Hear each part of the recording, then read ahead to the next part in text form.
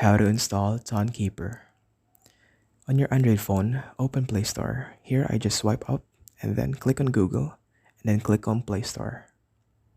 After that, click on the search button on the bottom right corner and then type in TownKeeper, TONKEEPER. Enter. And then now you will see the second result, which resembles a blue diamond. Click on it. Click on install. Wait for a few seconds, then open it. This might take a while, so after opening it, you will be prompted with create new wallet or import existing wallet. Create new wallet if you are a new user.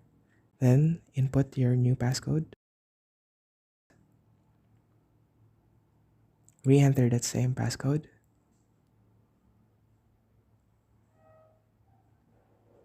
Here, you can click enable notifications, or you can also click on the upper right corner later.